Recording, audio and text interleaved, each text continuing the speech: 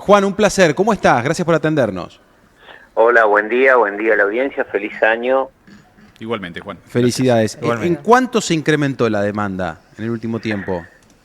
Estamos en una demanda de 800 litros habitante día, cuando las normas se establecen en el orden de 300 a 350 litros habitante día. Esto pasa ahora en época de verano y con las temperaturas cuando se elevan por encima de los 31 o 32 grados. En invierno, fíjese que no tenemos ese problema y el consumo es un consumo normal, que no supera nunca los 400 litros habitante día y nunca falta el agua y los sistemas, digamos, funcionan sin ningún tipo de problema, los sistemas de distribución. Sí. Cuando decís 300 Sí. litros lo recomendado, ¿eso es a nivel Argentina o a nivel No, a mundial? nivel Nivel mundial. mundial. Es más, en Israel utilizan 250, o sea, cuando los países tienen problemas de fuentes de agua, como Ujú. Israel potabiliza el agua del mar. Nosotros, gracias a la naturaleza en la provincia de Neuquén, tenemos 3 cuencas. La del río Sí. Colorado, la del río Neuquén y la del río Limay. Tenemos abundante cantidad y calidad de agua, tenemos muy buena calidad, entonces las fuentes de aguas nuestras, digamos, no tienen ninguna dificultad de potabilización. Con un filtrado y un Ujú. clorado podemos distribuir sin ningún tipo de problema. Entonces, a medida de que uno tiene buen caudal y buen volumen de agua, digamos, y buena calidad, el consumo empieza a ser mucho más elevado. Cuando tiene Sí. restricciones de agua porque no la tiene, los valores obviamente son mucho más bajos.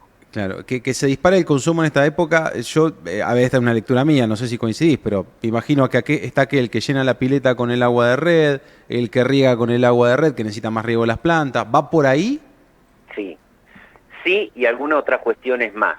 Hay una serie de recomendaciones que nosotros estamos dando, digamos, a difusión y que es muy importante la difusión a través de ustedes, y estamos trabajando con las municipalidades para que todos los usuarios y la población las tenga en cuenta, que te las voy a enumerar. Ujú. Es importante que después de los 30 grados, 31, 32 grados, prioricemos el uso del agua para consumo humano, hidratación e higiene personal. Esto es básico, digamos. Hagamos solo cuestiones esenciales como esta que te estoy diciendo. Evitar el derroche y especialmente en actividades no esenciales. Cuando tenemos mucho calor, digamos, la actividad esencial, ¿cuál es? El consumo, la hidratación y la higiene personal. Claro. Restringir el riego en patios y jardines, realizándolo únicamente en los horarios permitidos y en rocío, no en forma de manto, no dejar el agua correr, digamos, básicamente. Bien. Postergar o minimizar el llenado de las piletas domiciliarias, que es lo que vos habías hablado, Claro. porque eso maneja grandes volúmenes de agua, se derrochan grandes volúmenes de agua y hay que trabajar más con los productos químicos para clarificar, bacterizar, etcétera. Incorporar hábitos cotidianos de uso racional en el hogar, como también en las actividades comerciales y turísticas. Hoy tenemos que digamos, la parte turística de nuestra provincia está, digamos, en un nivel de ocupación muy alta y tenemos usuarios adicionales a los residenciales. El sistema está diseñado para esa capacidad. Ahora, ¿cuál es el problema? El problema es cuando hay un consumo que es irracional o un consumo que no es responsable. ¿Qué Ujú. termina pasando? Que los usuarios que están en las zonas altas Sí. van a tener problemas de presión y problemas de falta de agua en algunos horarios del día. ¿Por qué? Porque los que están en las zonas más bajas, como tienen buena presión y tienen buen caudal de agua, la consumen y la derrochan. Claro. Entonces, si todos trabajáramos, digamos, cada uno de los usuarios trabajara en forma racional, el agua alcanzaría para todos. No habría ningún tipo de problema. Hoy se trabaja muy fuertemente en las operaciones, en la red de distribución, con el movimiento de válvulas, toma de presiones, para equilibrar esa situación, ¿no? Donde los consumos en las zonas bajas son muy superiores a los consumos en la zona alta, entonces estamos restringiendo en algunos lugares de zonas bajas para que consuman menos, pero el problema es que el sistema, por el alto consumo, se ve superado. Entonces, por más que hagamos maniobras con 35, 34 superiores grados centígrados, Sí. no lo vamos a resolver. ¿Qué pasa con los consumidores que no son residentes? Aquellos natatorios, clubes, galpones de empaque, bueno, se me ocurren varios, ¿no? O consumidores de lugares rurales. ¿Preocupa también la alta demanda? Sí, no tanto como el núcleo de la ciudad. Esos son tan más aislados. Bien. O sea que el grueso está en el residencial. Claro, hay que pensar que ese núcleo, el núcleo residencial, es el núcleo donde más trabajamos nosotros y donde más consumos hay, digamos, la masividad del consumo. No es solamente, uno no tiene que pensar en un usuario, sí lo tiene que pensar en cada usuario para hacer el ahorro o para ser responsable. Ahora, cuando uno es responsable y todos se suman a esa responsabilidad, el agua inmediatamente alcanza para todos. Ustedes fíjense que en invierno no hay ningún problema de agua. Claro. En invierno estamos en los consumos de 300, 400 litros habitante día y sobra para todo el mundo. ¿Pero por qué? Porque todo el mundo no riega, todo el mundo no hace derroche, porque obviamente está en invierno. No lava el auto tan seguido, no llena la pileta. Claro, exactamente. Sí, sí. Entonces ahí está el tema. Y hay que, una de las cuestiones de educación con los vecinos es que todos los vecinos entre sí se puedan charlar y decir, vecino, mire, está usando mal el agua, no la derroche, no la tire en la calle, haga un uso responsable, digamos, comunicarse entre los vecinos de cada barrio para que de alguna manera en conjunto todos puedan ahorrar algo de agua con un, digamos, uso esencial, y eso va a beneficiar a otros usuarios que están en las zonas altas y que tienen problemas. Claro. Hace un tiempo, Juan, cuando pregunté en el EPAS qué porcentaje de derroche hay en general, me habían dicho un 10%. A ver, esto, canillas que están goteando, de lo que se potabiliza del EPAS se perdía un 10%. ¿Ese número varió?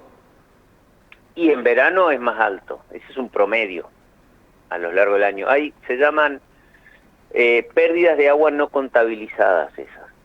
A eso se le denomina, o sea, cuando uno diseña un sistema de potabilización y distribución, tiene el volumen de consumo por la cantidad de personas y por el crecimiento poblacional, más un porcentaje, el porcentaje es el 10% de pérdidas no contabilizadas, porque no se pueden contabilizar las pérdidas, o sea, no se pueden computar.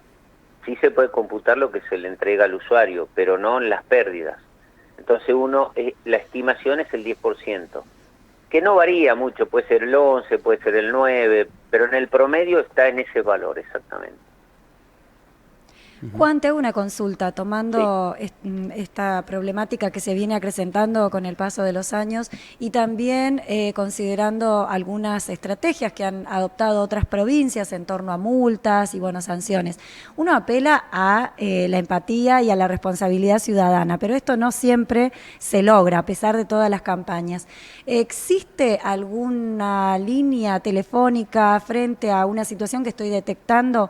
No sé si la palabra es denunciar, pero sí para generar en ese vecino una conciencia más responsable, digamos. Sí, veámoslo así, lo dijiste muy bien. Yo creo que los mecanismos son los siguientes. Uno apela a la empatía y a la recomendación de vecino con vecino. Uno ve que un vecino está derrochando el agua, entonces le va a decir, vecino, cuídela, por favor, 1 o 2 veces. A la tercera, el ente controlador del derroche de agua no es el EPAS, es la municipalidad de cada localidad. Entonces tienen que llamar al número telefónico de la municipalidad y realizar la denuncia o informar en su defecto esa situación. Porque cuando ya un usuario a uno le pide o le solicita o le recomienda que haga un uso racional durante las altas temperaturas y esa persona no hace caso, bueno, se tendrá que atener a las consecuencias de las sanciones o las multas que correspondan.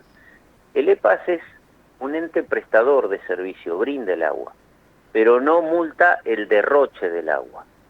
Eso tiene que ser claro, eso lo hace la municipalidad, como la que fija los horarios de riego, como la que fija todas las cuestiones en la vía pública. Eso tiene que quedar absolutamente claro. Pueden llamar al 0800 del EPAS y el EPAS los va a derivar directamente a la municipalidad. Bien. Local, ¿no? A cada municipalidad en donde el usuario esté viviendo. Me parece interesante la charla, por eso quiero preguntarle lo último de mi parte. ¿Cómo estamos ubicados en el ranking nacional según esta media que usted nos hizo mención de los 800 litros por persona por día? Estamos muy arriba. Estamos muy arriba. ¿Top 5, top 10? De las 24 provincias debemos estar en los primeros 10. Uh-huh. Lo que pasa es que, ¿por qué estamos ahí arriba? Porque, como dije antes, tenemos fuentes de agua de excelencia. Claro. Entonces las personas no toman conciencia. La persona toma conciencia cuando le falta, pero no cuando abunda. Somos hijos del O río. sea, la provincia de Neuquén está bendecida por los recursos naturales que tiene. El agua que tenemos realmente es espectacular, en claro. calidad y en volumen, es espectacular. Por eso, digamos, los costos que nosotros tenemos son relativamente bajos, porque no cuesta, sistema de potabilizaciones normales tenemos, filtrados y clorados, controles normales, no tenemos como en otras provincias que tienen agua de pozo, como en La Pampa, que pueden sufrir tienen algunos problemas de arsénico, o como en Santiago del Estero, otros lugares que tienen problemas de potabilización, claro, digamos, con sistemas muy avanzados de potabilización. Nosotros tenemos esa ventaja y la tenemos que cuidar. Totalmente. Juan, te agradecemos por este contacto, muy amable. No, por favor, gracias a ustedes y a disposición. Un placer. Juan Vasallo es el gerente general de servicios del interior del EPAS.